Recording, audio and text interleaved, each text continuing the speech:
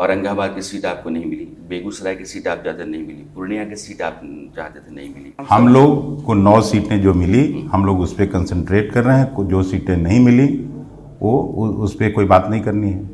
नहीं, लेकिन जब अलायंस होता है हाँ। तो हो सकता महाराजगंज की सीट आरजेडी लड़ती रही, भागलपुर की सीट आरजेडी लड़ती रही, आज कांग्रेस लड़ रही है। पार्टी में जो कांग्रेस का अध्यक्ष है राहुल गांधी जी हैं, ये लोग सर्वमान्य लीडर हैं।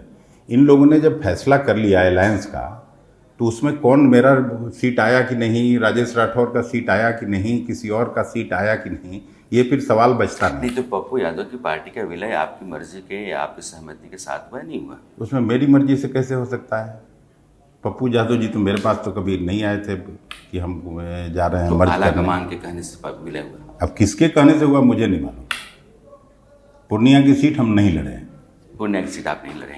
औरंगाबाद और बेगूसराय, कन्हैया कुमार को आपने बेगूसराय में टिकट नहीं दिलवा पाए। कन्हैया लड़ रहे हैं दिल्ली से, लड़ रहे ये पूरे देश को मालूम है। मैं ये चाहता हूँ, हाँ, तो मैं पार्टी को क्या है, आप एक पार्टी के अध्यक्ष हैं, कांग्रेस बड़ी पार्टी है, देश में प्रतिपक्ष का आपसे सबसे बड़ा आपको जितना मालूम है उतना ही मालूम है कांग्रेस के बारे में। सबसे कम बड़ा से कम सबसे बड़ा दल लीजिए आप तमतमाएंगे तो जवाब नहीं तमतमाएंगे नहीं, हमको समय का कमी है। मैं पहले जानता हूं, लेकिन नेता थोड़ा संयम के साथ बात करता है। मैं सिर्फ ये जानना चाहता हूं कि कांग्रेस को जिस पार्टी के, ठीक है, एक सीट आपके पास आई, आरजेडी के पास नहीं थी, पिछली बार आपके पास आई, लेकिन कांग्रेस को, आपके गठबंधन को बिहार का मतदाता वोट दे, उसका आधार क्या है?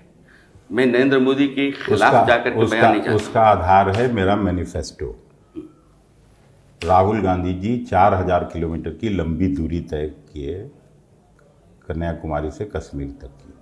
फिर गाड़ी से उन्होंने इम्फाल से और बॉम्बे तक की यात्रा की थी इस चुनाव से पहले, और करोड़ों नौजवानों से मिले, लाखों महिलाओं से मिले, लाखों किसानों से मिले, लाखों मजदूरों से मिले।